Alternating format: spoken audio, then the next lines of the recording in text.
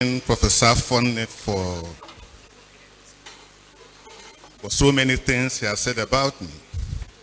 Sometimes when you hear about yourself, you may be wondering whether it's you that are talking about. This is just one of it. But let me thank the leadership of PAMO University Medical Sciences for the honor they did to the late registrar just about an hour ago. I had thought he would be here to listen to this lecture because he was part of the preparation.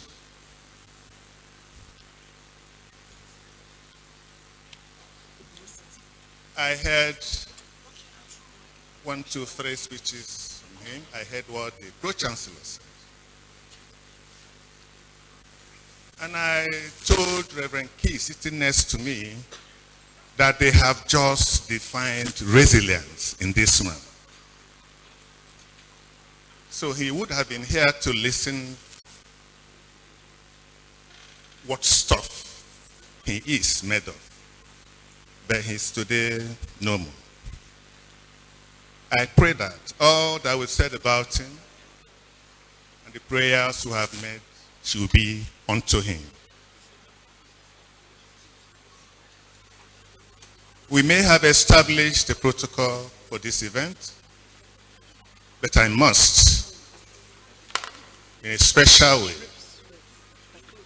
salute His Excellency, Sir Dr. Peter Odili, the Pro-Chancellor, Chairman of Council of this great university. I salute his wife, Justice Mary Odili, retired JSC.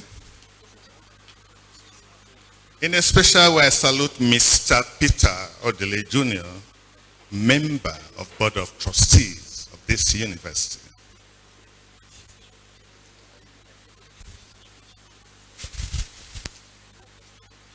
Mr. Vice Chancellor, sir, I salute you with your entire team. And also in a special way, let me salute my friend, Reverend Monsignor, hope I got that right, Dr. Pius Barinada Key. I salute him especially because he kick-started this process of lectures for the first foundation day of this great university. He took the lecture that will remain in the archives of this great university. So let me, on behalf of management, welcome everybody for the beginning of this year's convocation, 2025. Let us put it on record. To my knowledge so far, that is the only university that has done convocation every year.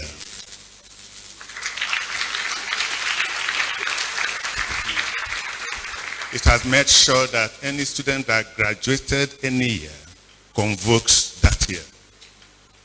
And it should be on record.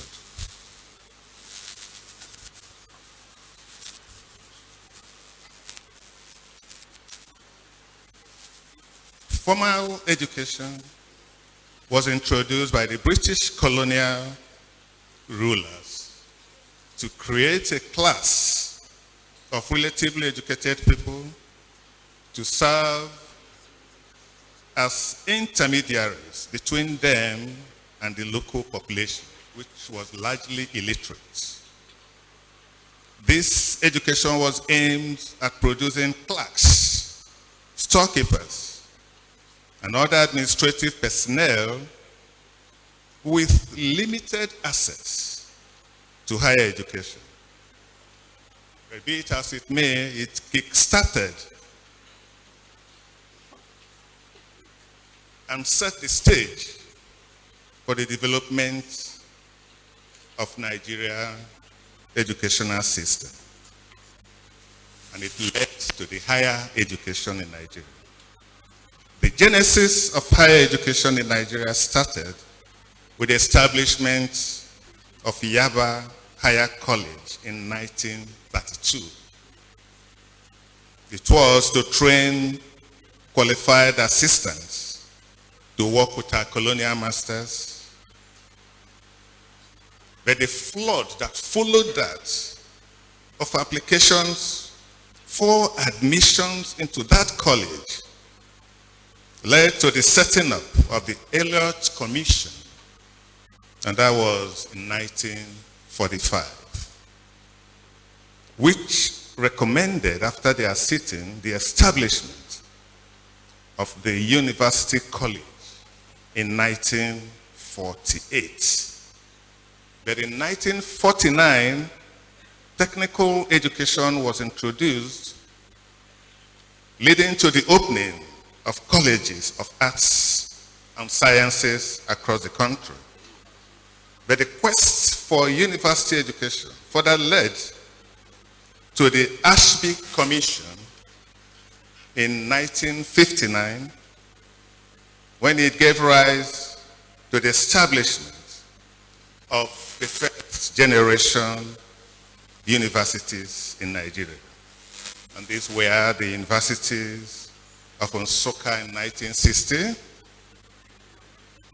the University of Ibadan, Ahmadu Bello University, University of Ife, and now the University of Lagos, all in 1962.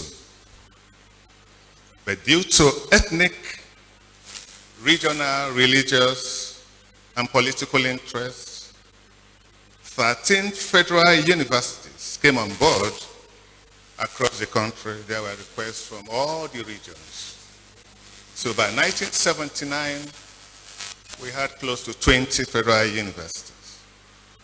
In order to guide this process, the National University Commission, NUC, was established, and this was in 1974, as a regulatory body, and was given the following terms of reference: to grant approvals for all academic programs in all universities, to grant approvals to all degree awarding institutions, and to ensure quality and control in all academic programs, in addition to other functions. And this paved the way to private universities. In order to accommodate the increasing number of youths seeking university education, the states were granted the power to establish state-owned universities. And that was in 1979. And by 2019, there were over 52 private state-owned universities. 52 state-owned universities. It was at that point that Dr. Basil Ukebu took a giant stride and opened his own private university. That was the first of its kind, his own private university. But of course, he was stopped by the then government of Imo State, who had felt he had no right to open his own university. And the case went to court. He challenged the Imo State government, and the case went up to the Supreme Court, where judgment was delivered in his favor in 1982.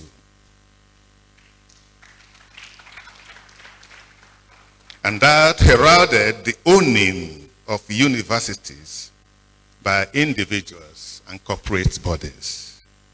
2 years later, after this judgment, there were over 23 private universities in the country, as approved by NUC.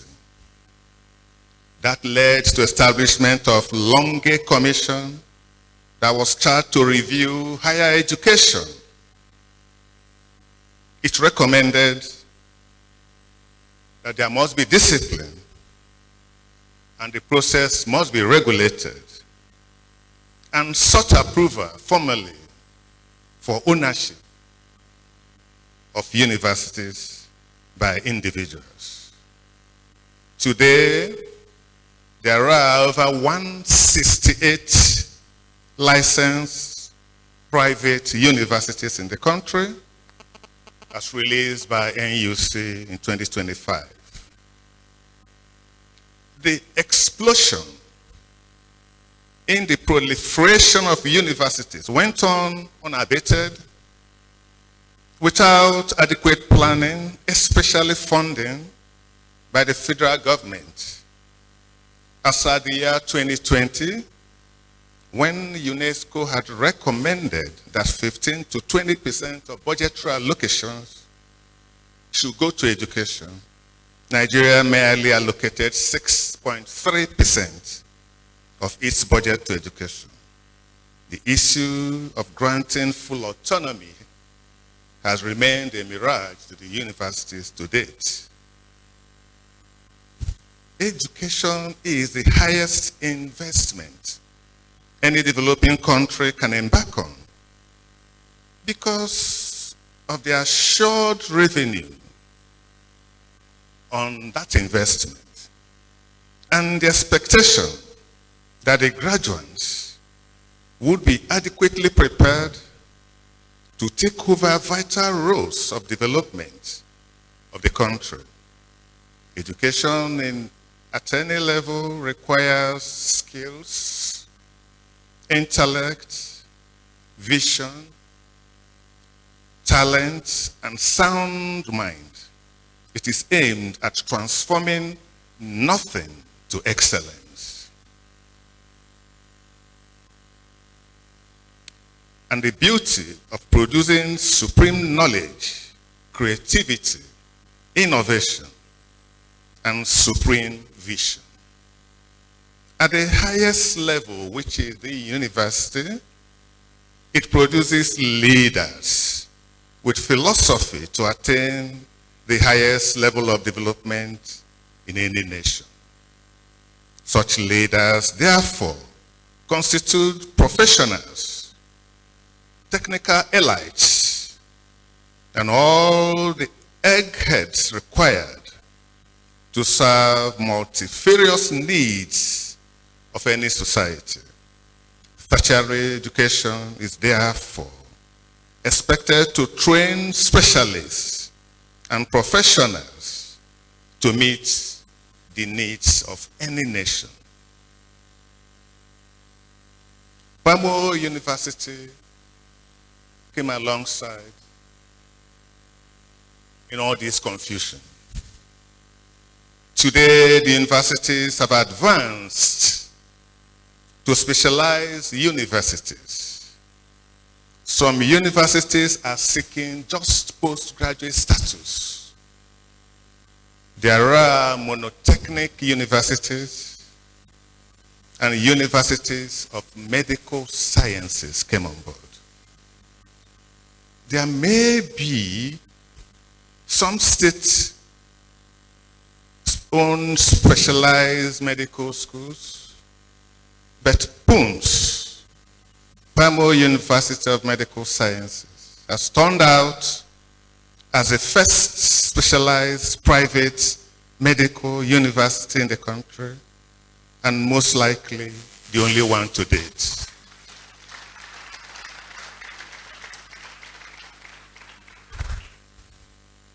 The PUMS may actually have been a creation of God, considering the cumulative outcome of productive, unusual journeys to its establishment. First, its location. The 21 acres of land, the land space housing the university where I'm standing right now, was purchased in 2019 by the Odele family. 1989 was purchased in 1989 by the Odele family from the two Elelewon landlords with the intention of establishing a manufacturing plant and a processing company. But over the years, the land transited to the Center for Training of Traditional Birth Attendants, and later Skills Acquisition and the Youths, Teenage Pregnancy, Reorientation and Rehabilitation Center. A center initiated through the providential, inspirational motivation of Justice Mary Odele, JSC, retired, and her associates under the operations of the Adolescent Project, TAP. I was a special guest of honor, guest speaker, sometimes in 2005, at a graduation ceremony where over 200 traditional birth attendants selected from all nooks and crannies of the state and the hinterlands. These women were trained on modern hygienic methods of delivery and provided with equipment to ensure a visible reduction in maternal mortality rate in the state.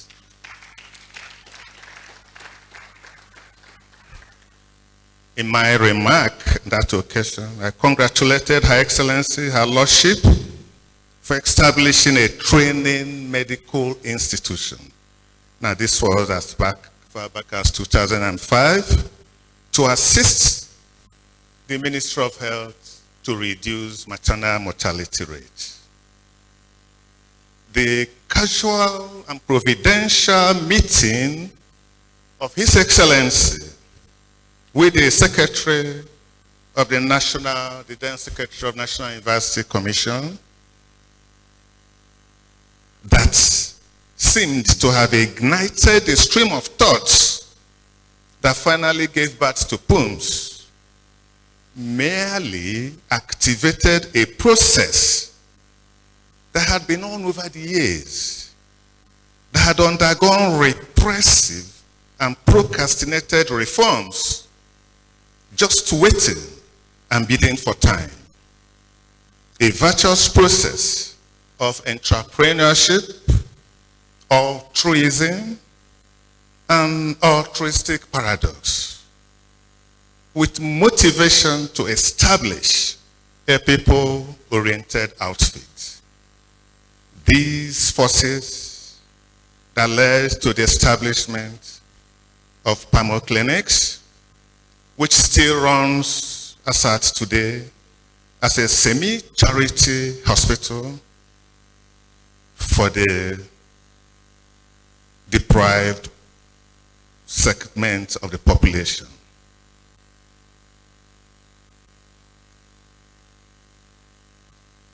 About the same time, when His Excellency was Governor of Rivers State, he had asked me to take him on a tour of the then Braithwaite Memorial Hospital, the BMH. After a strenuous 2 hours inspection, he there and then decided to transform the hospital to a world-class specialist hospital. Today, the hospital stands as one of the best teaching hospitals in the country.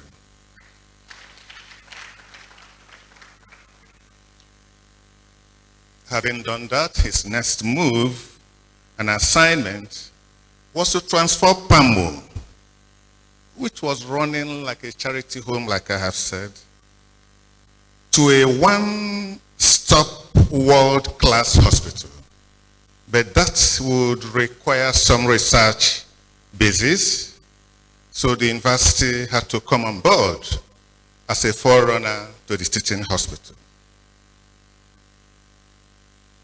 POMS, with a few years of existence, within a few years of existence, has created and occupied an enviable space among its peers.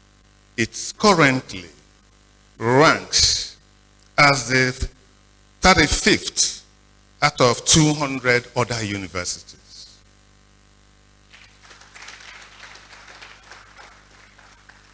It is number 19, best private university. It is the first in programs with full accreditation among over 240 universities in the country. An overall best in female student enrollment index in the country. Commendable contributions from TAB. Your Excellency, we thank you for this. Mr. Chairman of the occasion, the Basil Okebu's daring of Imo State then to obtain a Supreme Court judgment, the conversion of a factory site and space to tap, the training of medical personnel by TAP, and the eventual transformation and upgrading of TAP facilities to a university, the activation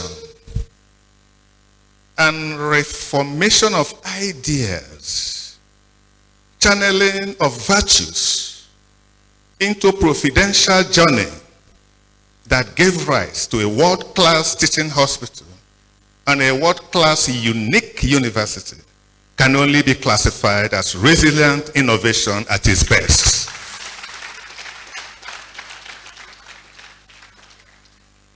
And that brings us to today's occasion.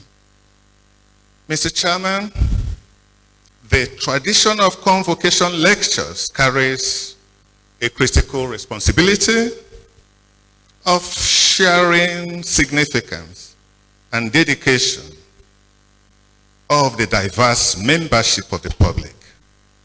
This lecture is one of the most important and respected events of the university, as in every other university. I therefore genuinely value being invited to speak here as a guest lecturer for the 5th convocation of this great university. The spirit of convocation embodies the ability to significantly contribute to the scholarship and inspire reflections among the country's diverse membership. This spirit is relevant, it is contextual, it is catalytic, evaluative, and may seem prophetic in its contributions to the advancement of the institutions. This inspires the young graduates and intending graduates into the order of intellectual elites to commit to the transformative power of knowledge to share their lives and the nation.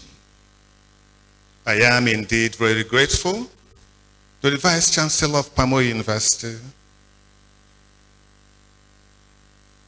and the Senate of the university for giving me this honor and rare privilege to deliver this lecture. I dedicate this lecture to God for His grace, and to His Excellency Dr. Peter Odelim, my leader and respected colleague, senior colleague, with his wife, the Honorable Justice Mrs. Mary Peter Odelim, the distinguished jurists, for their show of love, allowing God to use them to set up this university for the benefit of humanity. Education must be human-centered, and technology must therefore be our servant. The noble course explores the links and connections between academia and humility. The creativity of youths, empowering youths, and the peculiarity of community needs. Your vision and mission have inspired and transformed the poor to world-class professionals. Their training has been intentional, impactful, and they are expected to come back to drive these factors to the end point of education. We thank you, sir.